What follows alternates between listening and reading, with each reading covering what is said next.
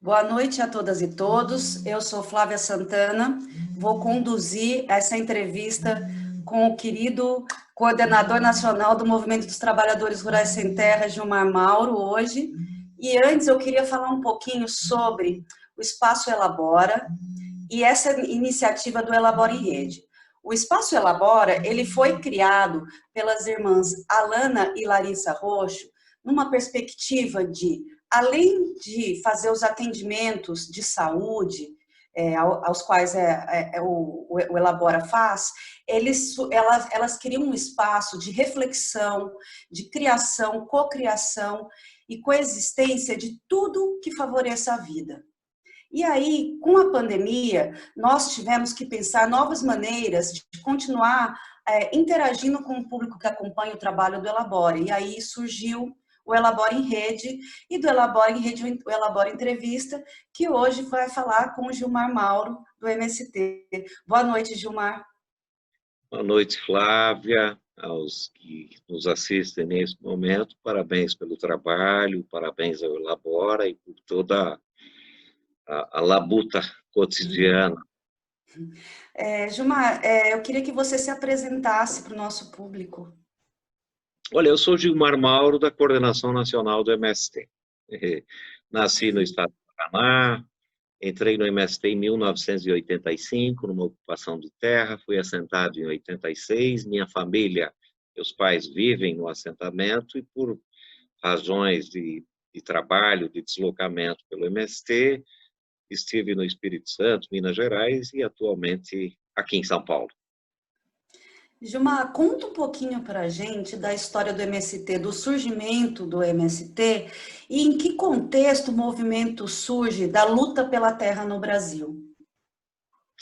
Olha, o MST formalmente surge em 1984, ou seja, um ano antes de eu entrar no MST para obter meu pedaço de terra também. E surge porque na história desse país nunca se fez reforma agrária. Embora houvessem vários momentos interessantes e muitas lutas pela terra históricas nesse país que marcaram a nossa história, desde a resistência indígena, depois a resistência negra nesse país, com os quilombos, o mais famoso quilombo dos Palmares, mas também a resistência sertaneja, camponesa, ao sul, grandes batalhas em Santa Catarina, na Bahia, Antônio Conselheiro, a luta de Canudos, logo na década de 50, as ligas camponesas, que, aliás, introduziram o tema da reforma agrária no Brasil. Até então, tínhamos luta pela terra, de forma esparsa e muito intensa, evidentemente, mas não articulada. E as ligas camponesas é que trazem o tema da reforma agrária no Brasil, que não é nenhuma novidade a reforma agrária, porque é uma bandeira da Revolução Francesa. Foi uma aliança entre a burguesia com o campesinato para derrotar o feudalismo, né? A burguesia precisava de mercados e de matérias-primas e fez uma aliança com o campesinato, e é de lá a origem da reforma agrária.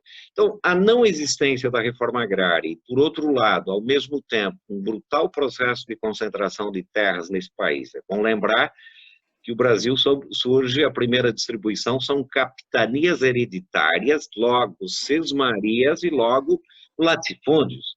E a primeira lei de terras é de 1850.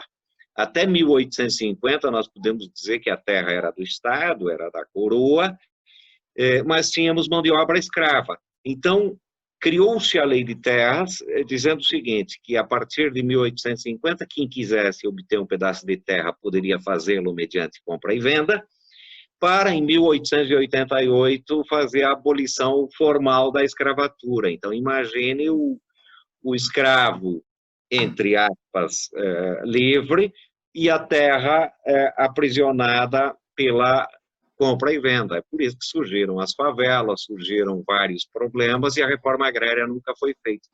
Eis a razão do surgimento do MST, muito resumidamente. Uhum.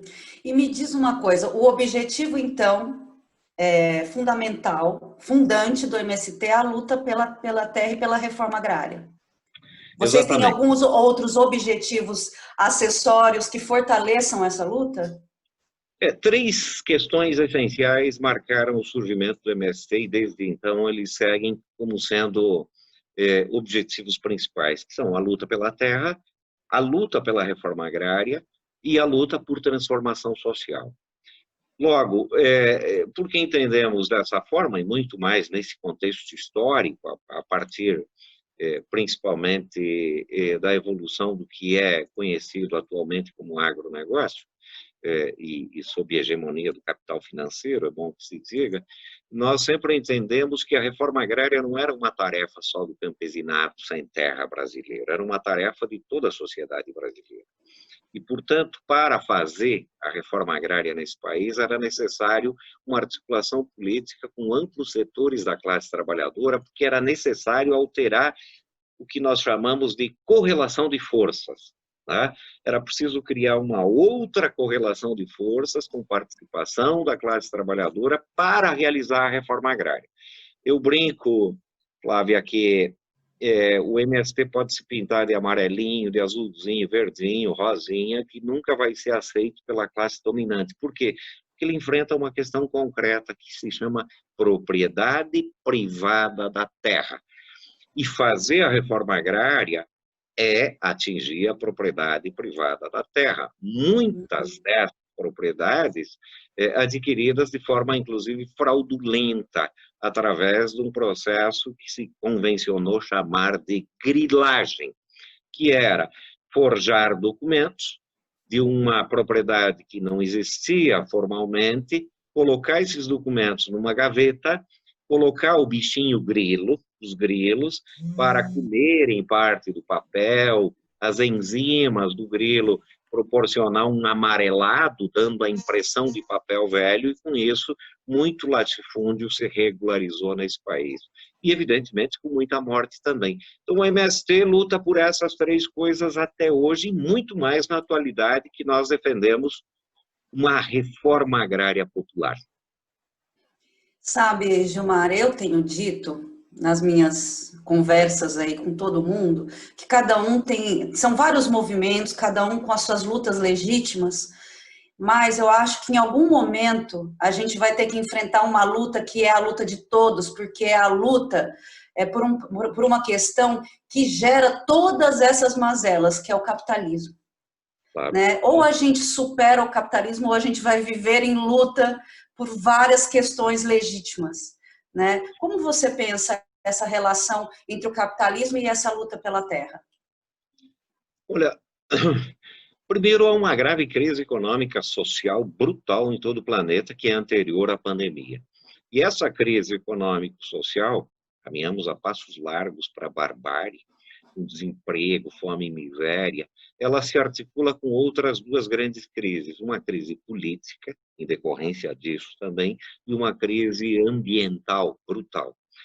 Nós estamos no limiar, ou seja, a destruição do planeta, e aí eu vou discutir, por exemplo, como o capital financeiro interfere na questão ambiental brasileira, e o latifúndio e o grande agronegócio é responsável por grande parte dessa destruição. Então, muito brevemente, para que todos até entendam, os fundos de pensão e vários outros tipos de investimento do planeta todo investem na Bolsa de Mercadorias de Futuro, comprando, inclusive, soja que vai ser produzido daqui 3, 4 anos.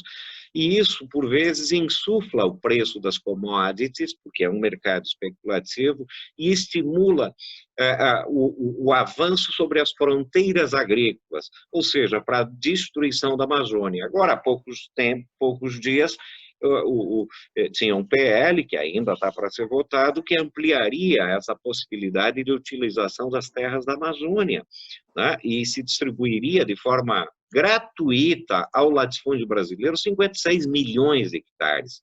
Para que as pessoas tenham uma ideia disso, 56 milhões de hectares, convencionalmente se mede a partir de campos de futebol, seria 56 milhões de campos de futebol.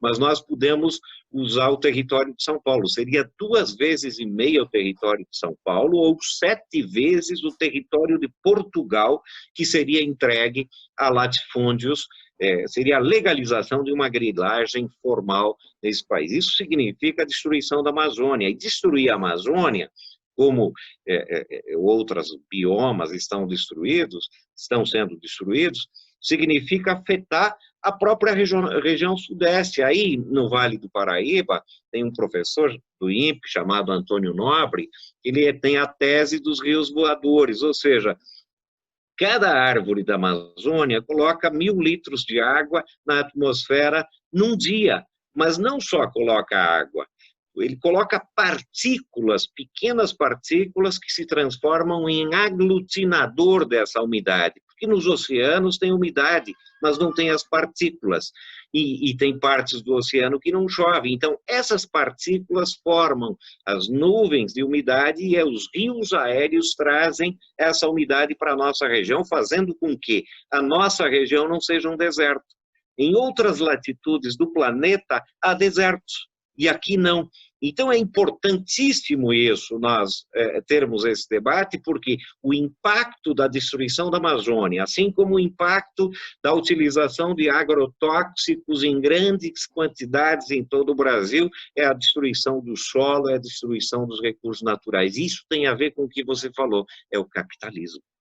Talvez nunca, em outro momento da história, a reforma agrária fosse tão importante como agora. Por isso que eu falei antes de reforma agrária popular, porque não é só a distribuição da terra, ao estilo distributivo, produtivista, clássico da reforma agrária da Revolução Burguesa Francesa. Nós precisamos de um outro tipo de reforma agrária, uma reforma agrária que rediscuta o papel da agricultura e que pense em um outro modelo de produção agrícola. Eu acho e afirmo, com todas as letras, é possível alimentar a humanidade de forma agroecológica. Claro, para isso é preciso mudar hábitos alimentares, né? As mal chamadas PANCs, plantas alimentícias não convencionais. Eu digo mal chamadas porque elas são muito mais convencionais do que os empacotadinhos de supermercados dos últimos 20 anos. Ou seja, na Idade Média, a humanidade se alimentava com 800 ou mais de 1.000 tipos de produto. Hoje, 8 produtos formam 80% da alimentação mundial. É por isso que a glicemia, o colesterol e várias doenças que poderiam ser evitadas com uma alimentação saudável estão hoje se transformando em problemas para a humanidade, além da pandemia. Então, nós podemos alimentar a humanidade de forma agroecológica, e eu não estou falando de uma volta ao passado. Veja, eu trabalhei na agricultura conjunta de bois. Eu não quero isso para os meus filhos, nem para mim. Eu quero tecnologia que diminua a penosidade do trabalho agrícola, mas uma tecnologia que não agrida a natureza e que produza produtos saudáveis. Isso pressupõe uma mudança de modo de produção, pressupõe uma outra lógica que não seja do lucro, né? E talvez seja um belo momento para refletirmos sobre isso, né, Flávia? Porque de que adianta ter uma mundeira de coisas, né, se um vírus, e olha, atenção, podem ter outros vírus, porque a forma de produção brutal da natureza, a criação de porcos em grande quantidade, a criação de peixes, etc., muda as condições do próprio porco, do próprio peixe, e libera outros tipos de vírus que podem afetar a humanidade se nós não alterarmos o jeito de produzir. Aliás, não só na agricultura, na indústria também. Exato. Essa produção de quinquilharia, veja, a indústria de plástico só tem 50 anos, e os oceanos estão acidificando, há um aquecimento, um degelo, corre-se o risco, o planeta corre risco se nós continuarmos nessa toada. Mais que isso, eu termino. Nós nascemos, o nosso tempo de vida nesse lugar é tão pequeno e as pessoas passam o tempo todo correndo atrás de coisas e se esquecem até de viver. Talvez seja um belo momento de pensar uma outra sociabilidade, em outros paradigmas de felicidade que não seja do comprar, comprar, comprar e passar o resto da vida trabalhando para comprar, sendo que a maioria sequer consegue isso porque não tem emprego também. Exato, é rever o modo de produção, o modo de consumo, a conexão com o meio, né? Eu também acho que esse é um momento ímpar, que a gente, ao mesmo tempo que a gente vive uma grande tragédia, é uma oportunidade de repensar tudo isso, né, Gilmar? Da gente olhar que a gente é parte da natureza, é isso que eu digo que o capitalismo é muito predatório, porque ele destrói essa conexão nossa com o meio e entre as pessoas, né? A ponto do ter ser mais importante que o ser, o lucro está acima das vidas. Agora a gente vê esse pessoal todo querendo que volte às aulas, que, assim, quando as pessoas vão perceber que o lucro jamais pode estar acima da vida, gente. Assim, é um processo de desumanização muito grande. E assim, eu sou convicta de que é o capitalismo que produz isso. Então, para mim, a luta maior que nós temos, para além de todas as lutas setoriais, legítimas, é o capitalismo, é a luta que deveria unir todos esses movimentos, né? O Eu queria processo, saber... ah, Diga, digo, pode dizer. não, é um processo também que nós temos que ter muita paciência e generosidade, porque também em termos da sociedade, você falou de uma coisa de volta à aula, mas o conhecimento sempre foi, de certa forma, um privilégio de poucos, né? O funil para a universidade pública é muito grande, e agora, principalmente no último período, o desinvestimento, seja em ciência e tecnologia, seja em educação, seja nas questões sociais. Eu brinco com os professores que, para mim, eu conheço, eu brinco não, eu defendo isso, mas eu brinco com eles que se eles tiverem que dar aula em cima de um carro de som, que assim seja, até criarem as condições para que todo mundo tenha acesso ao conhecimento, porque o conhecimento é patrimônio da humanidade e tem que estar a serviço de toda a humanidade e não do lucro. Se nós tivermos que quebrar patentes, que seja quebrada. Isso não significa não reconhecer as descobertas, mas que imagine alguém que patenteia alguma coisa, ele estudou outras pessoas que produziram, então o conhecimento deve ser público e deve ser patrimônio da humanidade. Assim como a semente, Universal, né? assim como a água, assim como os recursos naturais. Exatamente, a educação é fundante nesse processo todo, com certeza. Gilmar, eu queria saber um pouquinho agora, voltando ao movimento, né? Que outros movimentos e forças políticas seguem junto do MST, apoiam a luta do MST e estão sempre na parceria aí para ajudar o movimento? Nós temos, na verdade, se você pegar a própria história do MST, nós enfrentamos vários momentos distintos nessa história. Nós surgimos durante a ditadura militar. Claro, aí estava em processo de decadência, já enfraquecida, mas nós enfrentamos a ditadura militar no nosso surgimento. Na sequência, enfrentamos um governo que todos lembram, Collor de Mello, pelo menos os mais antigos vão lembrar, que não fez absolutamente nada pela reforma agrária e tentou nos combater. Na sequência, Fernando Henrique Cardoso I e II, que tentou nos cooptar, que tentou nos dividir, criar outros movimentos no campo, criou um pacote que nós chamamos de entulho autoritário, dizendo quem ocupa não será assentado, a área que tiver ocupação não será desapropriada, e uma série de coisas que criou embrólios para nós, né? Tivemos massacre, como Eldorado e Carajás, etc. Né? Depois o governo Lula-Dilma, que avançamos em políticas sociais, mas é bom que se diga que não foi feita a reforma agrária.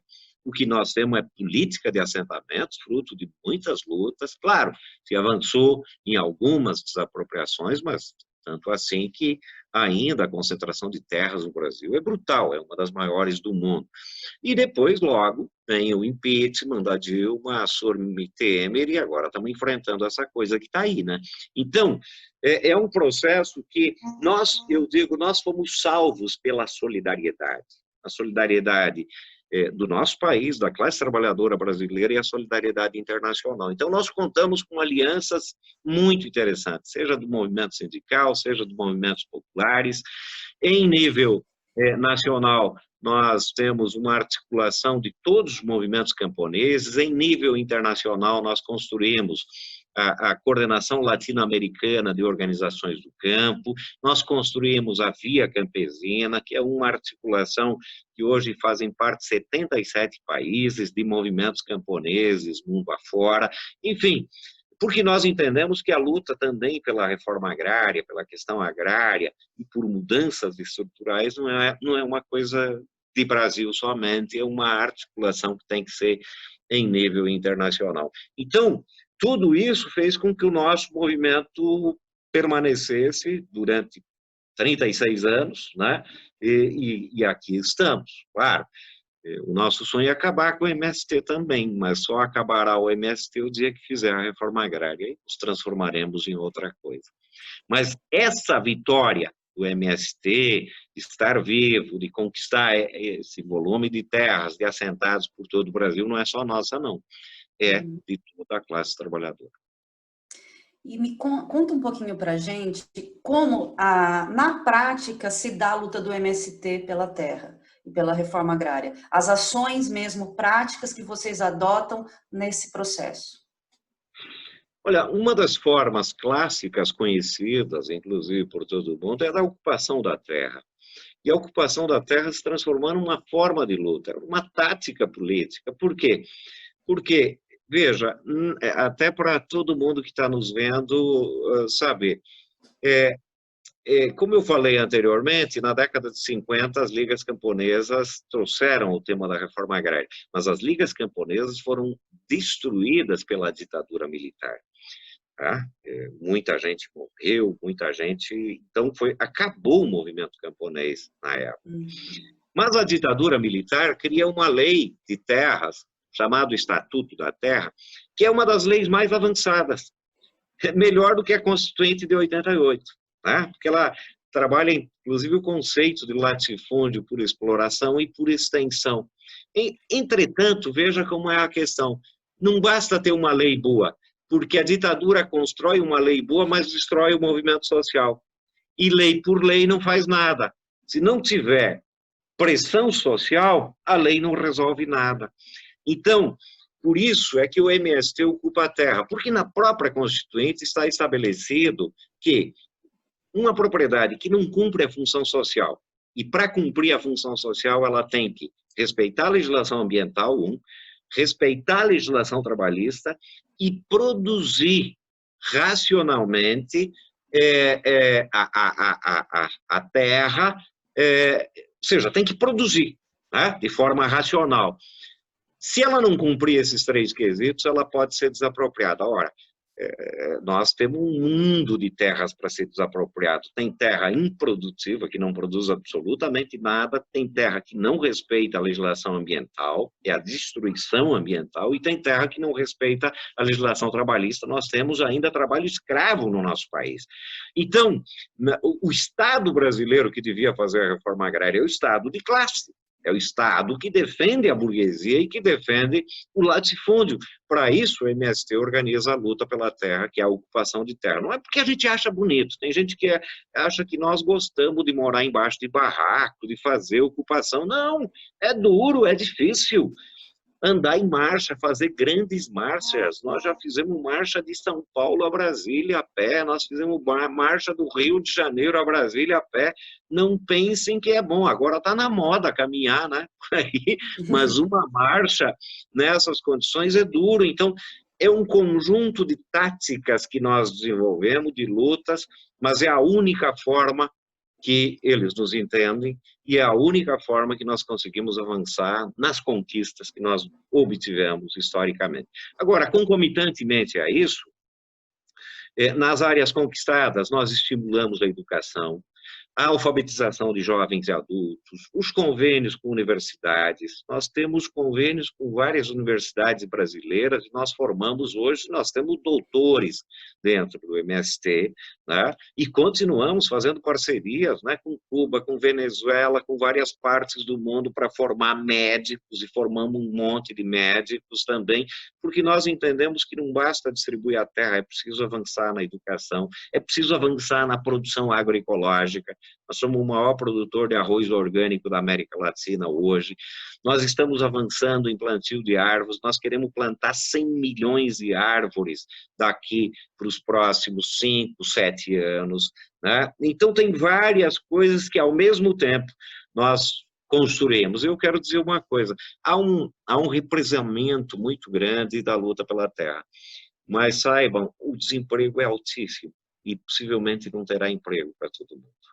Então, eu não tenho nenhuma dúvida que, passada a pandemia, as ocupações de terra vão vir, mas vão vir muito fortes nesse país, inclusive como uma alternativa de sobrevivência de uma parte da classe trabalhadora que não tem outra alternativa que não um pedaço de terra para poder sobreviver. E eu quero dizer mais para quem está nos assistindo: quem hoje tem um pedaço de terra, uma casa, água e uma boa alimentação, de alguma forma é um privilegiado nesse país e no mundo. Com certeza, não tenho a menor dúvida.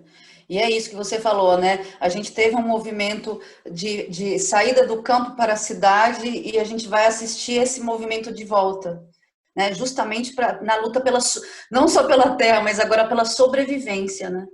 Exatamente, porque na década de 60, 70, houve um processo migratório muitíssimo grande, com a introdução das tecnologias da chamada Revolução Verde, que, na verdade, é o que é a indústria que se apropriou do mercado internacional e da tecnologia, né, de adubos químicos, de veneno e de maquinários pesados. Né? E com isso, e também porque, no caso brasileiro, na verdade, o planejamento da ditadura para a agricultura brasileira de um conhecido aqui, que ainda está vivo, chamado Delfim Neto, era ministro do Planejamento então, e o ministro da Agricultura se chamava Alisson Paulinelli. Em vez de fazer a reforma agrária, eles planejaram para a agricultura 4 funções. A primeira, produzir alimentos para os trabalhadores da cidade, que já existiam. Segunda, produzir matérias-primas para as indústrias. Terceira, liberar mão de obra do campo para as cidades, porque se necessitava de mão de obra nas cidades, porque as indústrias careciam de mão de obra. Né? E a quarta esqueci, agora me fugiu da cabeça, mas tem uma quarta aí. E com isso não se fez a reforma agrária. Houve um brutal processo migratório. Evidentemente que uma parte da classe trabalhadora virou metalúrgico, virou construção civil, e então conseguiu trabalho, melhores condições de vida. Uma geração após outra foi obtendo conquistas. Qual é o detalhe agora? Que a nova geração, a juventude, vai ter menos condições que essa geração agora. Porque ao invés de obtermos conquistas, nós estamos perdendo as conquistas obtidas historicamente, com tendência a perder mais. Aí é mesaros, né? O desenvolvimento do capitalismo permitiu ganhos por muito tempo, mas agora nós estamos numa fase que, além de não permitir ganhos, ele está produzindo destruição de conquistas, porque é a fase do capital financeiro que se apropria de toda a mais-valia social produzida pela sociedade, e isso implica em retirada de direitos brutais planeta afora e não só no Brasil. Então, com isso, evidentemente que a questão da reforma agrária é muito importante, e muita gente até questiona, Flávia, mas o pessoal da cidade pode vir para o campo. Não há nenhum problema. Quando a indústria precisava, se estimulou a saída do campo e o cara fez um curso e virou metalúrgico. Hoje, como não tem emprego na cidade, pode voltar no campo, faz um curso e vira agricultor, né? E tem um lugar para morar, um lugar para comer, um lugar para alimentar os seus filhos com muita dignidade e com melhor qualidade de vida, inclusive. Com certeza. Eu estou nesse processo, sabe, com uma vontade de ir, sabe? Porque eu cresci no campo, vivendo isso. E quando meus pais vieram para São Paulo, eu brinco com os meus amigos, eu falo assim, eu parecia aquele crocodilo Dundee. eu andava descalça na Avenida Paulista, sabe? Eu me achava completamente deslocada, porque meu território mesmo é o chão, o pé na terra, é o contato com a natureza. Eu demorei para me sentir integrada no urbano, no ambiente urbano. Ah, Agora que eu me integrei demais, eu já estou querendo voltar. hoje de manhã eu plantei um monte de coisas aqui. Alface, mandioca, batatinha, alho, açafrão da terra. É, não estou querendo fazer grandes coisas, não, mas ter uma alimentação saudável, isso é muitíssimo importante. É importante que se diga que a quantidade de veneno que a população urbana come, nos legumes, frutas, verduras, mas em todos os demais produtos, nos transgênicos, no milho, é algo brutal. É algo com impactos gravíssimos para a humanidade, né? O veneno, principalmente, é cumulativo no organismo, atinge o sistema nervoso central. Há pesquisas que indicam que a depressão e logo o suicídio estão bastante relacionados ao consumo desse tipo de produtos, ou seja, estão envenenando a humanidade, destruindo as futuras gerações em nome do dinheiro, em nome do lucro. Exatamente. Você combater. Infelizmente, aqui em casa só entra orgânico. Porque eu já trabalhava com educação ambiental há muito tempo e quando eu compreendi como a gente estava sendo envenenado que as empresas que produzem o agrotóxico são as mesmas da indústria química que depois produz o remédio para o nosso câncer, para todas as doenças que a gente adquire por causa dessa alimentação envenenada, né? Mas não, a gente tem que ter esse poder está nas nossas mãos, o poder de escolher o que consumir, né? Exatamente. É a Então, Bayer, né? A Bayer pois é é, uma produtora de veneno e produz aspirina e tantas outras coisas, né? Inclusive é interessante, né? Seus programas, eu acho que você deve tratar, porque às vezes as pessoas confundem orgânico, agroecológico com hidropônico. O hidropônico é pior ainda do que os outros, né? Porque é feito na água só com alguns produtos químicos na água, então tem menos nutrientes ainda do que aqueles produzidos na terra. tem toda a diferença, né? E eu queria agora saber um pouquinho sobre a importância da organização e da coletividade no movimento. Olha, inclusive, vou me remeter à questão que você levantou anteriormente, de que a luta anticapitalista é fundamental entre todos. Eu concordo contigo. Entretanto, e aí eu entro na particularidade do MST e de todas as organizações, uma organização, se ela não responder às necessidades da sua categoria, ela não tem sentido de ser para a categoria. Então, o MST tem que dar respostas a uma categoria chamada sem terra, e é uma categoria de camponeses assentados e assentadas. Então, ele vai ter que fazer luta pela terra, ele vai ter que fazer luta por crédito, por escola, por saúde, por um monte de coisas. Entretanto, não dá para separar a luta econômica imediata, premente pela sobrevivência da luta política. E nem da questão ambiental. Foi um erro histórico a esquerda separar isso. O movimento sindical e popular é responsável pela luta sindical e o partido é responsável pela luta política. Um movimento popular sindical que só fica nos marcos da luta econômica vira um movimento economicista. E um partido desvinculado da vida real da população vira uma burocracia. O sujeito da luta econômica hoje pode ser o sujeito político amanhã, se formado, se investido, se trabalhado a dimensão econômica e política. Porque na luta concreta as pessoas aprendem e se formam muito. Mas só isso não basta, evidentemente que tem que ter formação política. Então, a organização, ela é ao mesmo tempo a memória histórica. Nós não somos os únicos, a luta não começou conosco, nós não inventamos a luta de classes, possivelmente nem sejamos nós que vamos acabar com ela, né? Ou seja, tem uma história e as organizações são a memória histórica. de outras organizações e da própria, porque quem não tem história tampouco tem futuro.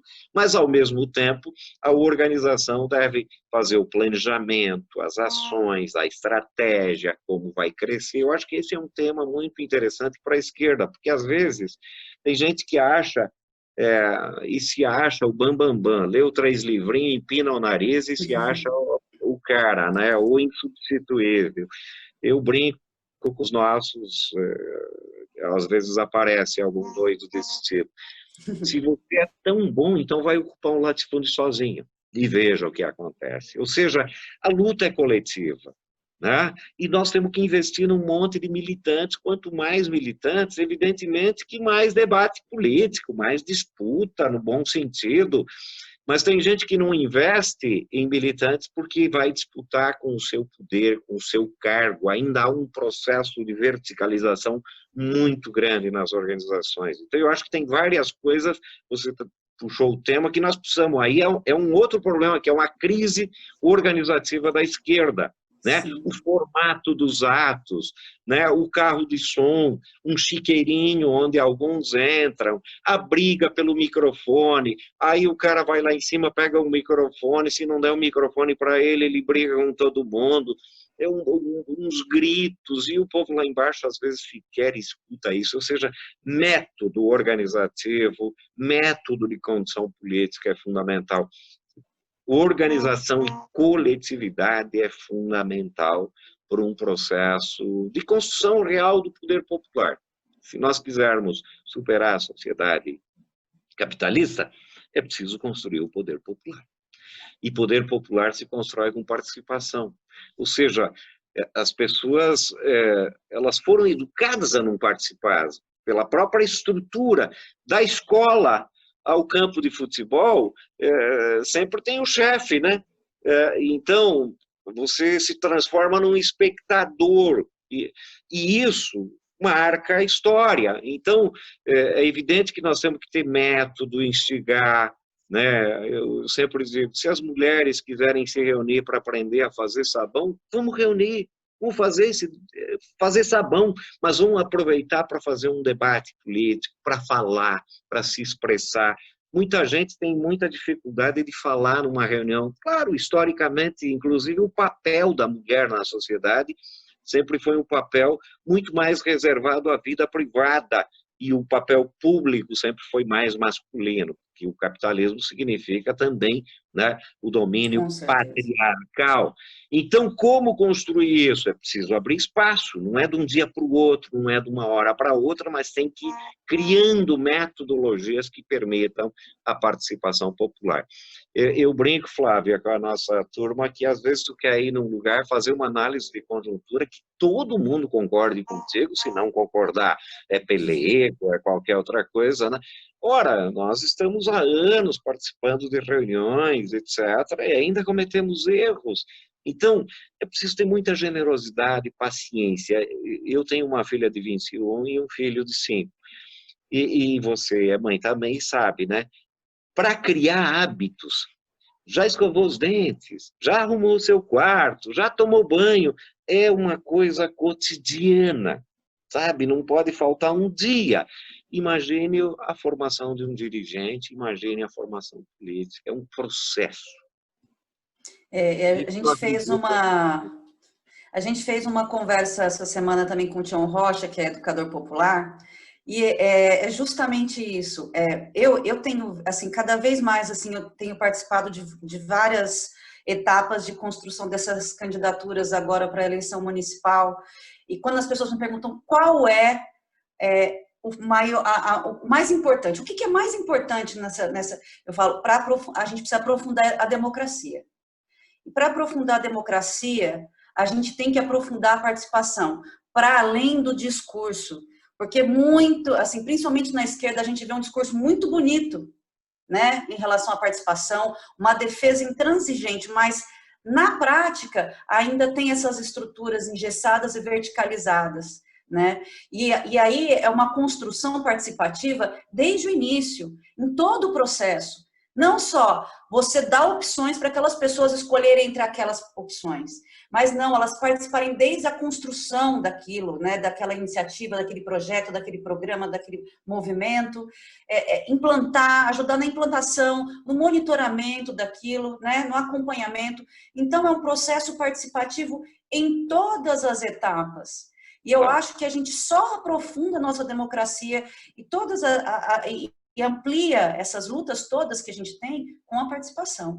Eu acho que, assim, sem a participação aprofundar nesse sentido, a gente só vai estar discursando, né? Exatamente. E temos que qualificar a democracia, porque não haverá democracia plena enquanto existir latifúndio por um lado, sem terra por outro, enquanto existir desemprego, enquanto existir criminalização de negros, de mulheres, de a homofobia em geral e tal, tal, tal. Mas também eu brinco com a nossa turma, porque às vezes o gestor público, né, que ganha uma eleição e acaba atribuindo a ele a construção das coisas, né? Tá vendo aquela ponte? Fui eu que fiz, né? Para não chamar de mentiroso, às vezes eu digo, tá faltando com a verdade, porque quantos dias de serviço mesmo você colocou para fazer aquela ponte? Porque quem faz a ponte é o operário da construção civil, é o engenheiro, é o arquiteto, é o cara que arrancou cimento nas minas, é o cara que arrancou minério de ferro lá nas minas. E mais, o gestor público é que paga? Não, é o povo que paga. Paga através do seu trabalho, pagando impostos. Então, no fundo, um bom gestor é um bom gestor dos recursos públicos arrecadados da classe trabalhadora e é feito pela classe trabalhadora. É isso é politizar, porque às vezes o cara atribui a ele as obras que fez. Estabelecer boas prioridades é fundamental numa gestão e isso acontece com participação e debate político amplo. Às vezes é mais demorado, etc., mas permite que as pessoas saibam de onde está vindo, para que é, quais os objetivos e assim por diante. Isso ajuda a politizar. Exatamente. Agora eu queria saber um pouquinho, Gilmar, o MST tem setoriais na sua organização? Se ele tem, quais são esses setoriais?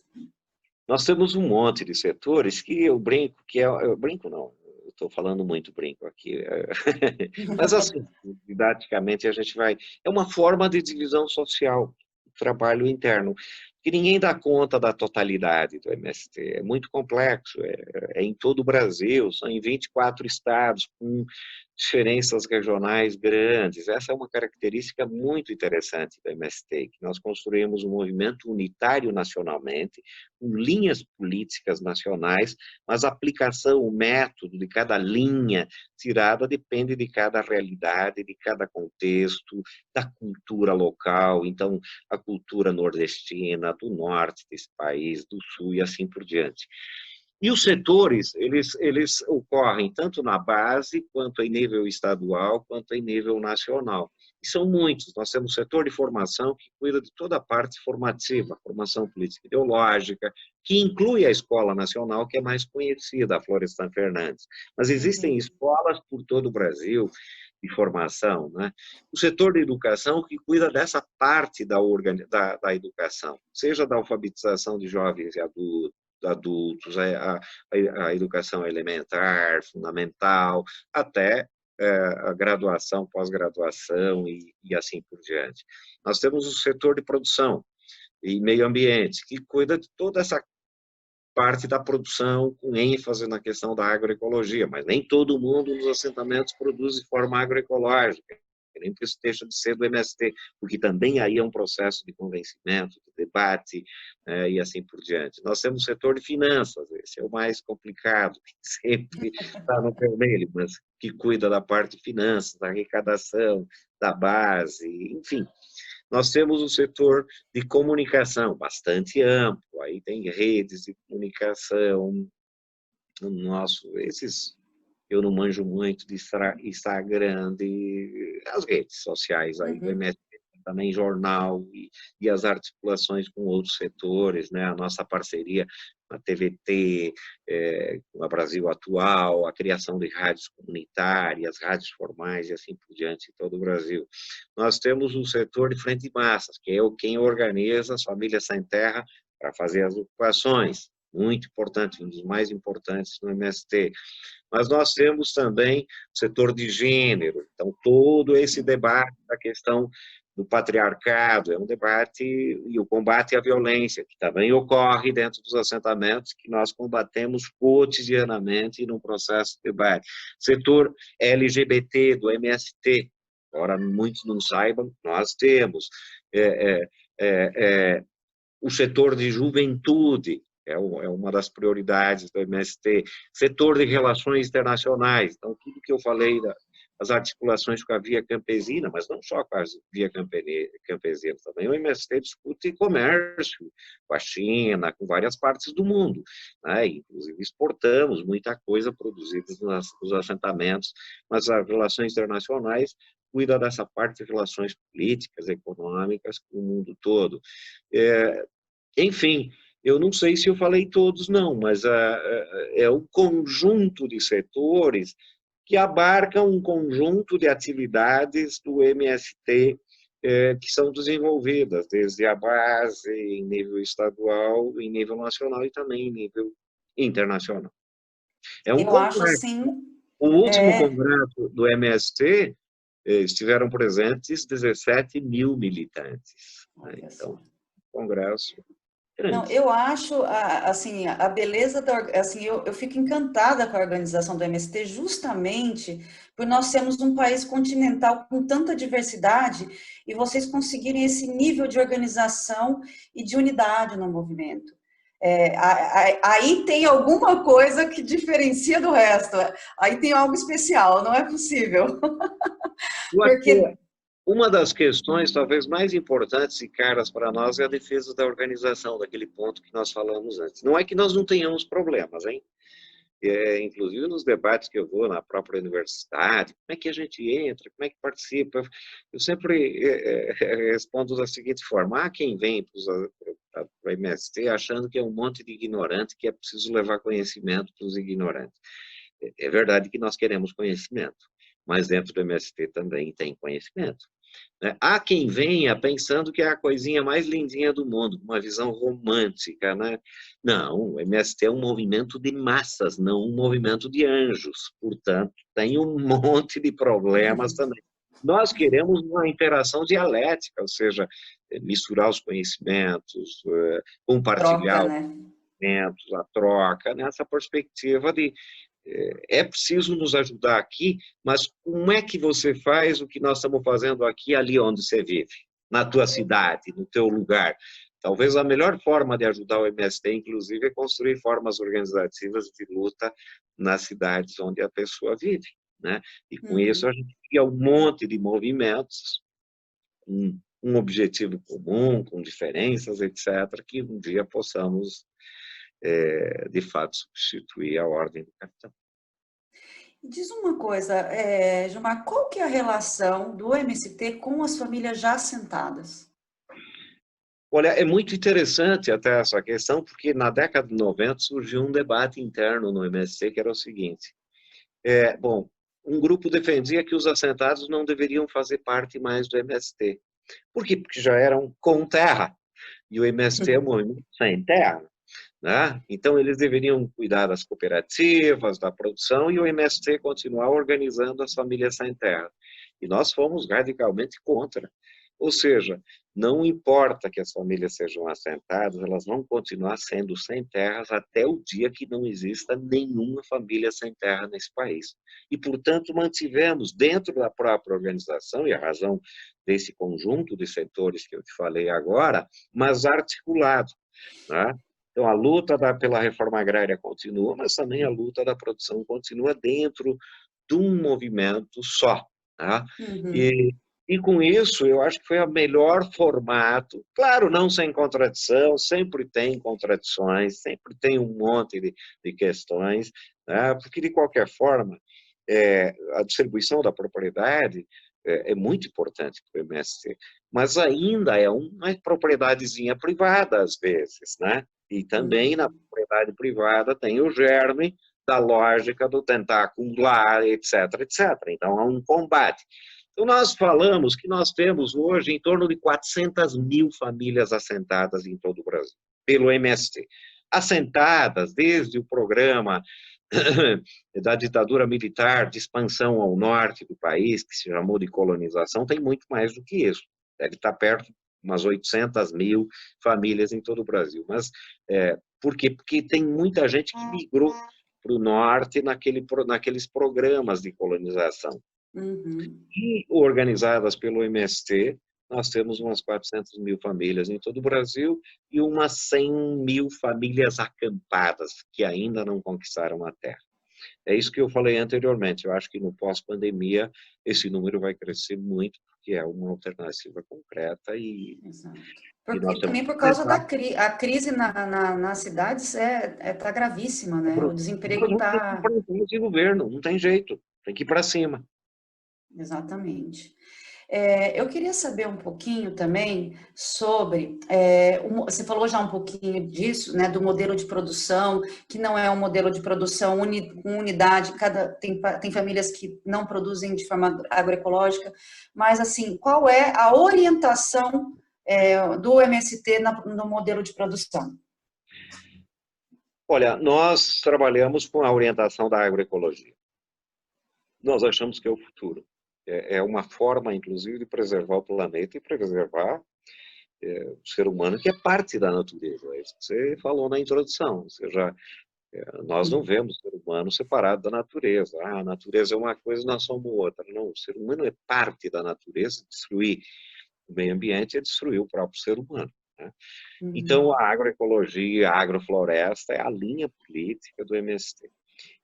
Mas há processos que nós estimulamos o período de transição, ou seja, da agricultura convencional para a agroecologia, é um período de transição. Por quê? Porque ainda nós temos muitas dificuldades em termos tecnológicos, embora se avançou bastante, porque as grandes transnacionais que dominam a tecnologia no mundo todo e controlam o mercado internacional nunca investiram na agroecologia, eles sempre investiram nos grandes projetos pesados. Então, agora que está se produzindo novas tecnologias criativas, etc., que são muito importantes. Inclusive, adubos, né?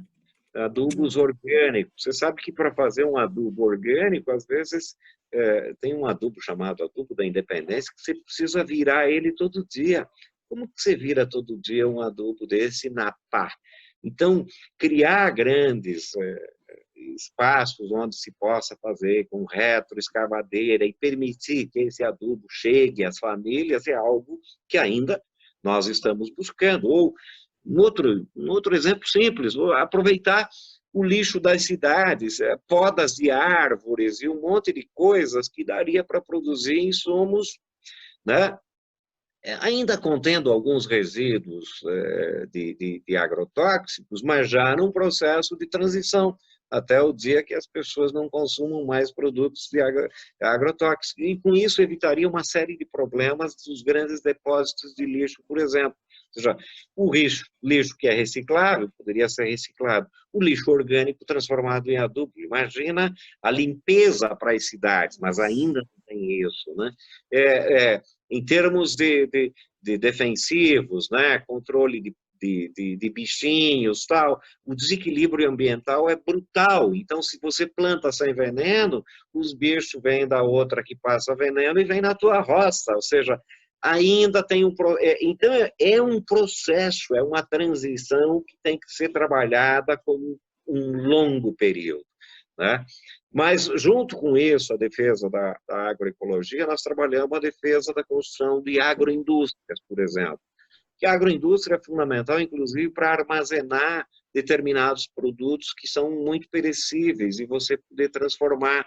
Então, é um jeito de você manter por mais tempo esse produto. Eu não estou falando de empacotadinhos, salgadinhos, essa porcaria, não. Estou falando de produtos naturais que passam por um processo de agroindústria e que duram mais tempo, tipo a pasteurização do leite, né? E assim outras formas. Né? Então, tudo isso nós trabalhamos. Né? e o estímulo ao cooperativismo, né? Porque a construção de cooperativas é muito importante, ela permite várias coisas, ela permite que as famílias diversifiquem a sua produção, ela permite que hajam investimentos, há uma dificuldade de crédito individual muito grande, mas num conjunto de famílias o crédito é maior, que permite investir em agroindústria, e investir em agroindústria você agrega valor ao produto, você aproveita a própria mão de obra dos jovens que trabalham aí, que têm, né, mais afinidade com isso, podem morar no campo e trabalhar na agroindústria, mas ela tem um outro ingrediente que permite a participação popular.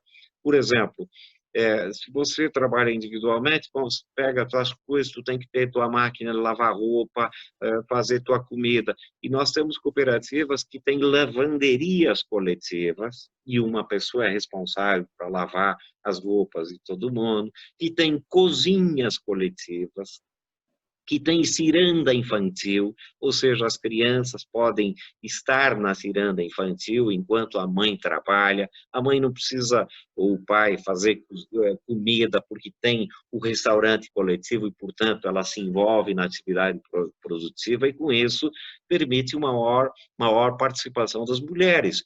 Porque uma mulher que é dependente economicamente do homem vai ter muita dificuldade de ter sua liberdade política. Então, a liberdade econômica é fundamental para a independência política. Por isso que a gente estimula isso. Agora, nós temos muitas famílias que trabalham individualmente, etc. É um processo, como eu disse, de convencimento, de debate político, não é imposição, não dá para ser imposição, não haverá nunca coletivismo forçado e as tentativas na humanidade foram frustradas. Exato, autoritarismo não, só leva a gente para o buraco. Agora, dentro ainda dessa questão da produção, o MST tem alguma estrutura do movimento de assistência técnica, porque assim, é óbvio que existem políticas públicas que garantem assistência técnica no campo. A gente teve bastante isso nos governos progressistas, mas o MST tem uma estrutura própria, né, para essa assistência? Nós desenvolvemos entre os cursos de parcerias com universidades, vários cursos técnicos em agroecologia, nós formamos centenas de técnicos em agroecologia, tecnólogos em agroecologia e também agrônomos, né, em agroecologia. Ainda é pouco pela demanda que nós temos, porque não é uma preocupação da universidade, é uma preocupação nossa, né? A universidade não está muito preocupada com isso, não, nunca esteve. Aliás, a grande parte da universidade, mesmo a pública, sempre esteve muito mais a serviço do grande capital do que da pequena agricultura. Embora dentro das universidades existam professores brilhantes que também fazem um bom combate dentro das universidades e por isso as parcerias acontecem. Tá? Uhum. Nesse momento, inclusive, há uma perca de conquistas e não há assistência técnica em muitos casos nesse país, né? Então, as cooperativas têm seus próprios técnicos, formaram os técnicos, etc. Mas nós temos uma demanda muito grande de técnicos por todo o Brasil. Mas não há uma infra voltada para isso, porque as grandes empresas contratam os próprios técnicos, fazem as parcerias com universidades, pesquisas, etc. E o serviço público deveria precisamente prestar assistência técnica aos pequenos agricultores, que, aliás, são responsáveis por 70% do que o povo brasileiro come, né? A maior parte do agronegócio produz commodities para exportação, né? Mas, infelizmente, não é assim. Agora, entrando exatamente nesse último tema aí que você abordou, o mercado, os produtos produzidos pelo MST, o MST também tem uma estrutura unificada ou é por região, para encontrar mercado para os produtos produzidos pelo movimento?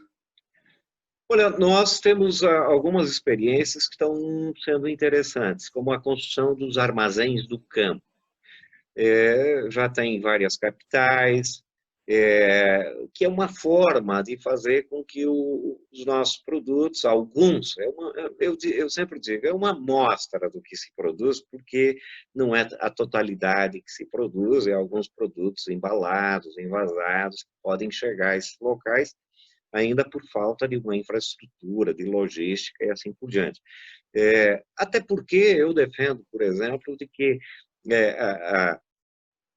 é um belo momento para você rediscutir a questão das cidades. Aliás, me permite um parênteses, né? Cidades como São Paulo, Rio de Janeiro, são insustentáveis do ponto de vista ambiental e assim por diante. Então, nós precisamos construir outros tipos de cidades mais perto da produção, que evita dispêndios econômicos altíssimos, perca no transporte para chegar até as cidades e, evidentemente, que os impactos ambientais são graves, né? Imagina transportando tudo que se transporta para São Paulo.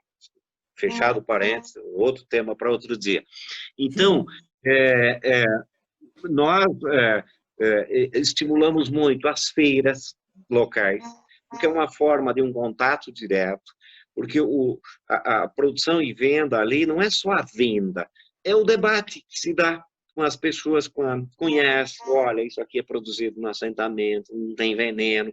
Então, nós estamos ganhando muita gente por essa forma, né? Claro, também as parcerias com chefes de cozinha, pelo Brasil afora, muitos chefes de cozinha adotando essa ideia da agroecologia, muitos, né? Os bons chefes, aliás, nessa atuada e fazendo conosco. Os mercados locais, né? Todas as localidades, os pequenos comércios locais é a nossa prioridade. E em nível nacional, criando a rede, então, essa rede de armazéns do campo, além de atendimento, por exemplo, aos mercados institucionais, merenda escolar, em muitos casos, né? Nós oferecemos produtos da agricultura familiar, agroecológicos, etc. Enfim, é um conjunto, até em redes de supermercado formais, às vezes, entra alguns produtos do MST. A gente encontra aqui, às vezes. Mas a prioridade as localidades mesmo, que o assentamento produza para alimentar aquela região, né? A Feira Nacional, infelizmente, o governo de São Paulo não quis que ocorresse, não quis não, aí é uma decisão política, né? Exato. Obviamente, o Parque da Água Branca, nós tínhamos acertado em fazer no Ibirapuera, e entrou a pandemia e, claro, evitamos. Mas a Feira Nacional, eu acho que é uma amostra maior do que se produz nesse país. Mas é uma vez por ano, então as pessoas pediam, mas tá bom, uma vez eu compro lá, mas e depois? Então a ideia de construir os armazéns é isso. O custo é alto, alto, porque você traz produtos de várias regiões do país, a logística é cara, etc. A falta de tecnologia que eu falei antes é um problema ainda na agroecologia, mas eu não tenho nenhuma dúvida que nós estamos popularizando isso, e nas regiões o preço dos produtos produzidos nos assentamentos agroecológicos é mais barato que os das gôndolas dos supermercados. Muito mais. E a Feira Nacional é o que há de incrível, Gilmar. Eu vou todo santo ano, eu vou à Feira Nacional. E eu não estou mais em São Paulo. Quando eu estava, eu ia, agora eu saio daqui de Taubaté para ir. E eu fiquei muito brava quando não aconteceu esse ano. Né? Então, lá você realmente tem uma gama de produtos produzidos pela MST, assim, que você fica surpreso. Quem não conhece, né, a amplitude do movimento, fica realmente surpresa. E não só com os produtos, com esses produtos, mas com os livros, né, com a editora, que também aí é uma companheira que está lá na editora, querida, esposa a companheira do Rogério Chaves, que é um amigo querido que trouxe aí, né, nos aproximou, né. Então, assim, eu acho que cada vez mais esse contato que você falou é importante, justamente para desmistificar aquele MST que vai sendo colocado culturalmente na cabeça das pessoas, né? Porque realmente eu, antes de conhecer pessoalmente, de eu ir num assentamento, conhecer a proposta, o projeto MST, eu só ouvia que vocês eram terroristas, invasores de terra, né, e tal. Então, assim, é muito importante mesmo essa capilarização através da produção, né, esse contato com as pessoas pela produção, para que conheçam mesmo a realidade do movimento, como ele se organiza e por que ele se organiza, né? Aí tem uma questão histórica que eu falei anteriormente, né? Eu, eu acho que o dia que os grandes meios de comunicação falar bem do MST é porque nós estaríamos no caminho errado, viu? Então, não Tipo, espero muita que é o que o coisa, não. Brizola falava, né?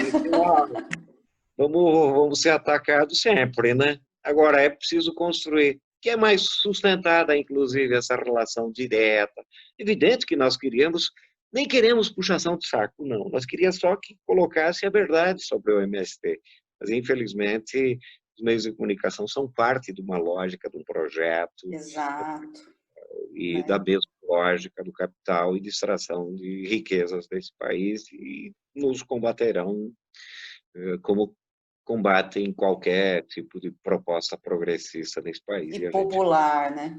E como popular. sempre na história, eu acho que se você pegar a produção de consensos na sociedade vinculada com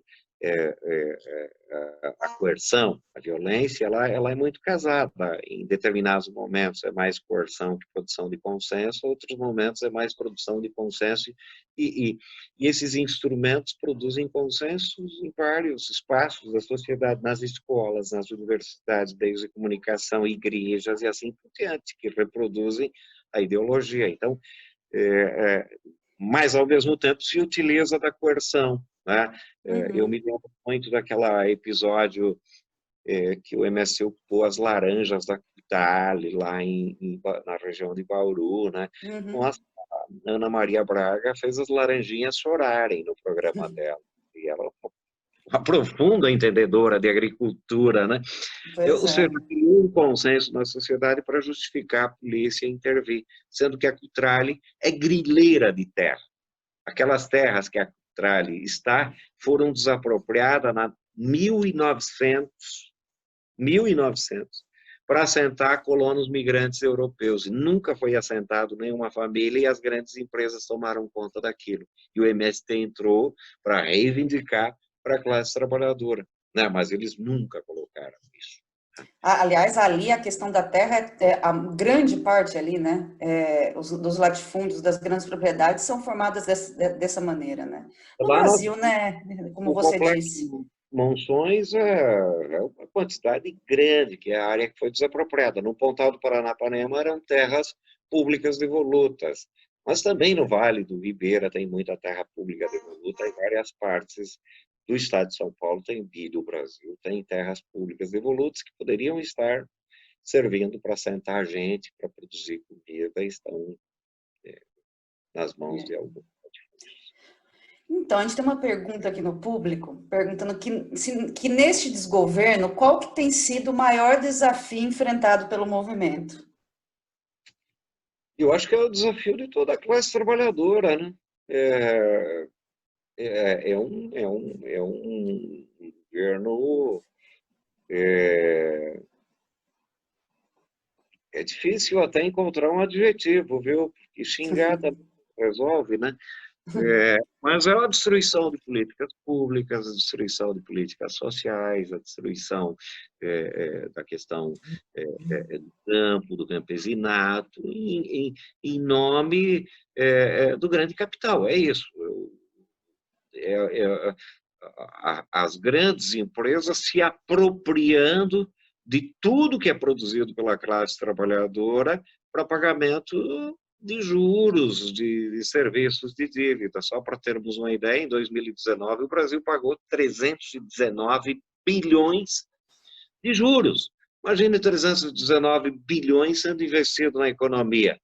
Então fez-se o superávit primário, né? Lá atrás ainda, mas superávit primário não inclui o pagamento de juros. Então, precisamente o corte nas despesas sociais com o povo brasileiro, investimento em saúde, educação, etc., acabou com mais médicos e assim por diante, todo mundo sabe, para beneficiar os banqueiros desse país. Quem está ganhando dinheiro é os banqueiros, sob um discurso da família, de moralidade, contra a corrupção, etc. Mas é parte de uma crise política em nível internacional.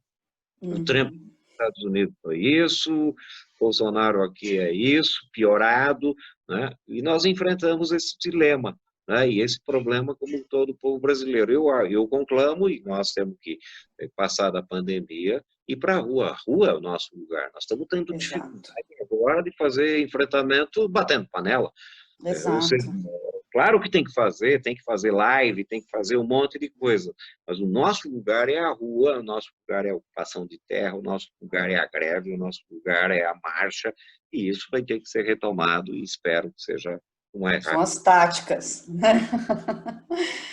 Agora, eu queria saber, assim, por tudo que você já falou aqui, a gente vê que a solidariedade, ela está na base do movimento, né? No coletivo de um estar pelo outro, né?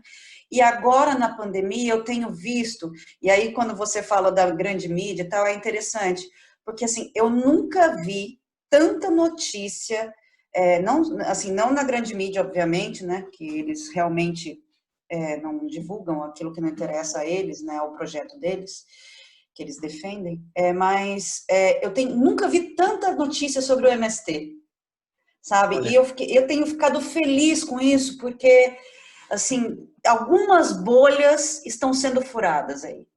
Se não é pela grande mídia, é por gente que está fazendo comunicação séria nesse país, à custa de muito sacrifício, mas tem aparecido muitas, assim, eu tenho visto iniciativas do MST aparecendo e pipocando no Brasil inteiro, coisa que eu não via há 6 meses atrás, digamos, né? Então, eu queria que você falasse um pouco da solidariedade como elemento característico do movimento e como ela se aprofunda agora na pandemia. o MSC, eu falei antes, ele surge defendendo a terra, reforma agrária e transformação social, mas tem muitos princípios, e entre princípios muito caros do MST estão a solidariedade e o internacionalismo.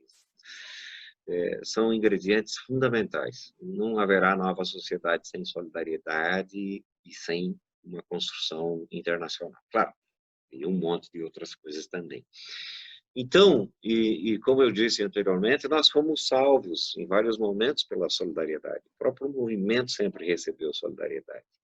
Eu me lembro, quando eu estava acampado, muita gente se solidarizava, levava comida para a gente, né? E agora que nós estamos produzindo, é a nossa vez, é a forma, nós temos que ser solidários com as famílias que estão acampadas, mas com famílias da classe trabalhadora brasileira que estão desempregadas e em precárias condições. Então, isso nós estamos estimulando em todo o Brasil. Aliás, quando surgiu a pandemia, já falamos exatamente isso. Ó.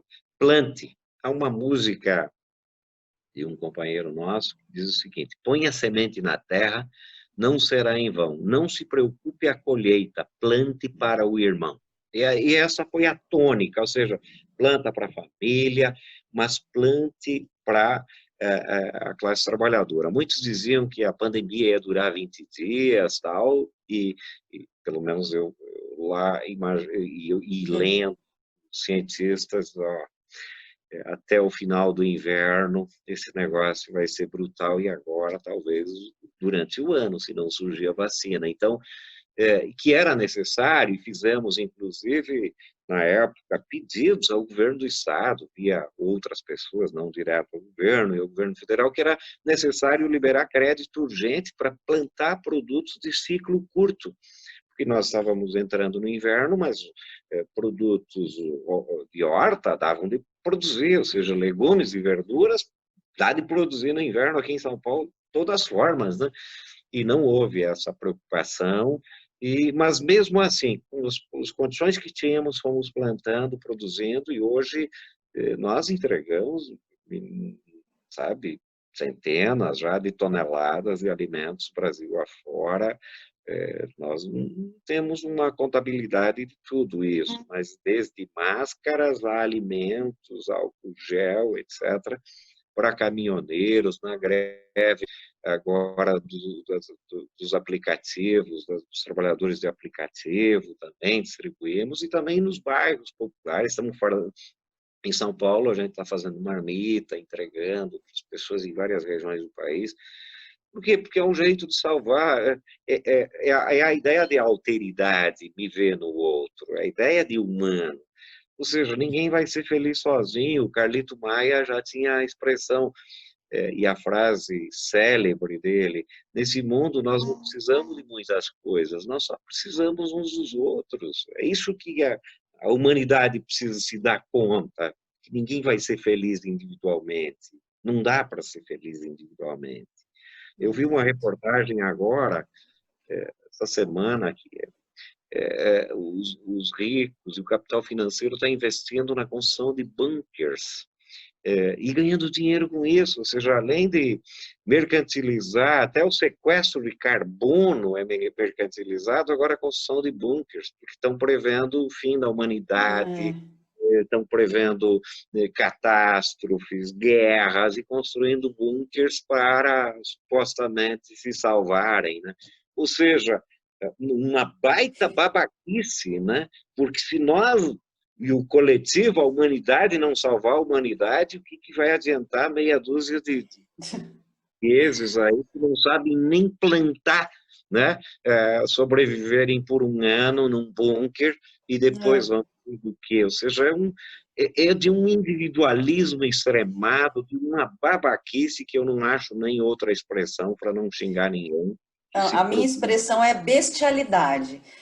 Assim, é uma bestialidade num grau, né? Porque essas pessoas não têm outro nome, não. É bestialidade profunda, né? Porque você tem muita gente que está em negação nesse momento, né? Que está tendo muita. Eu falo, quando as pessoas, eu vejo pessoas saindo para a rua, não se protegendo e tal, são pessoas que realmente estão em negação. E esses dias a gente estava conversando com uma psicóloga sobre luto, ela falou: esse é o jeito que essas pessoas estão vivendo o luto daquela antiga normalidade. Mas é isso, mas tem gente que não, tem gente que não é negação, é uma bestialidade profunda, né, de uma superioridade que é etérea, porque, né, o que adianta? Acaba o mundo, você tem um bunker para viver. Sabe? Qual o sentido disso? Né? Assim, é irracional o negócio, é impressionante. E é uma lógica que foi construída na sociedade como um todo, né? A lógica do individualismo brutalizado, eu, né? Inclusive do ponto de vista econômico. O capital financeiro é isso. É isso. A não, e assim, a cada crise, né? A cada crise o capitalismo se reinventa hiperexplorando e destruindo. Fica mais grave, né, o processo predatório a cada crise, né? Ele se reinventa, mas à custa de muita destruição, né?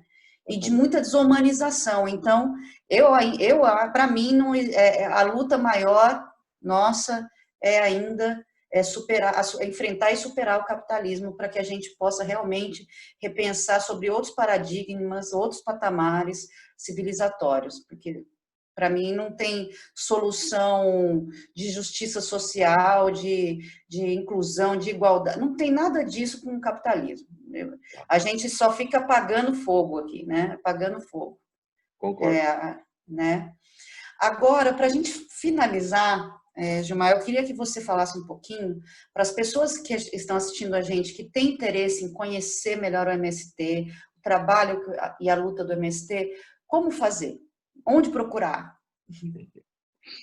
Então, tem vários espaços, né? Tanto virtual, agora é só virtual, então não adianta procurar.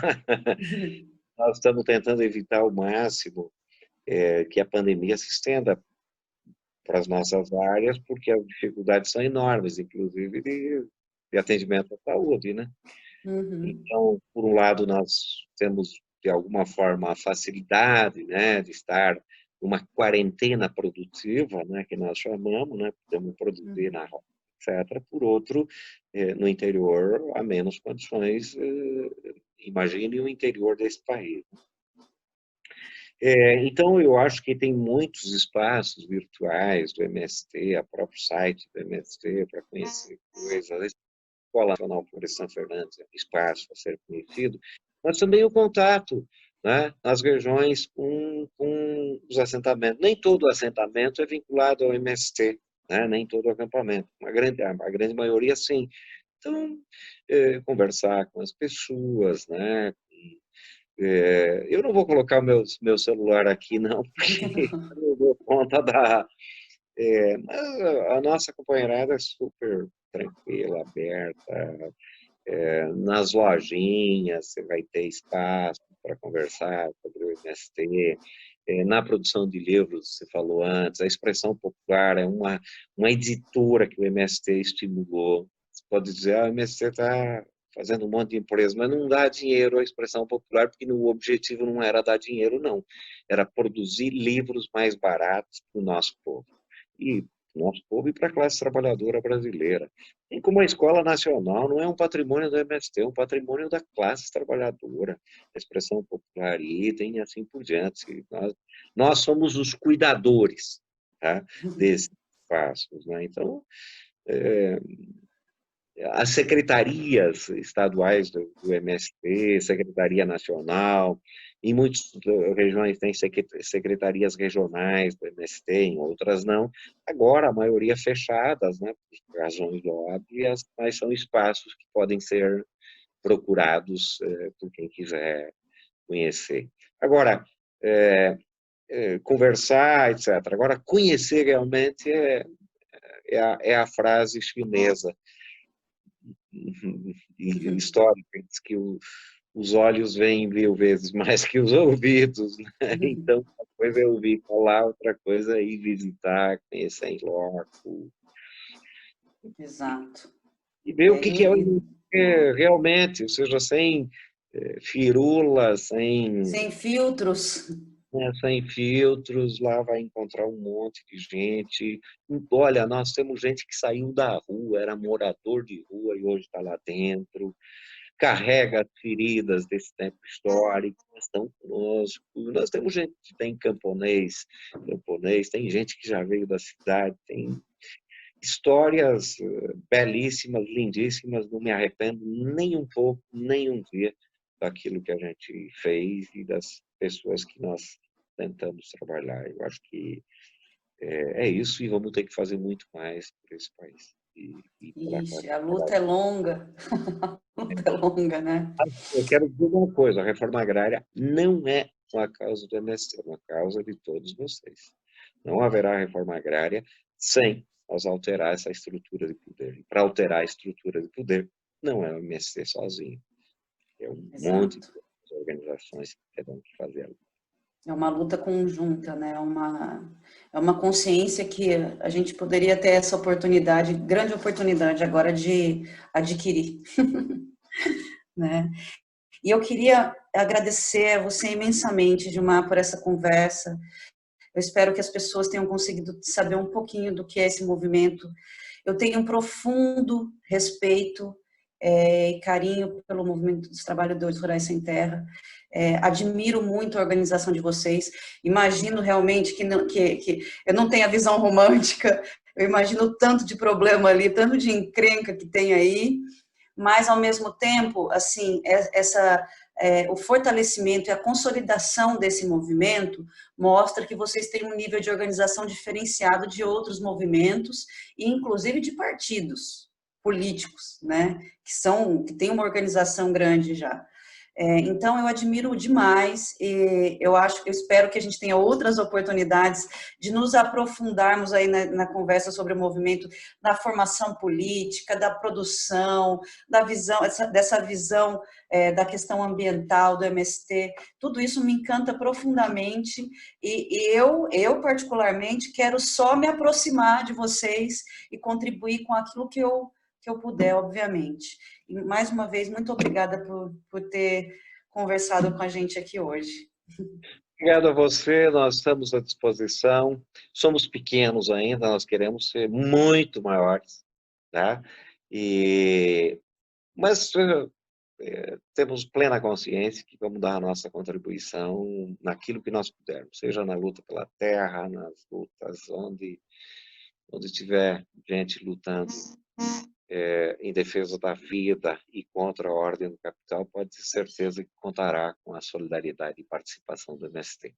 Obrigado, sigam fazendo o belo trabalho que vocês fazem e estamos juntos. Obrigada, Gilmar, mais uma vez. Eu queria dar boa noite para todas e todos que estão nos assistindo e convidar já para segunda-feira, dia 10 de agosto, a gente vai receber aqui a Jéssica Marques, e para falar sobre as mulheres na política. Convidado também, Gilmar. Boa noite a todas e todos. Boa noite, Gilmar.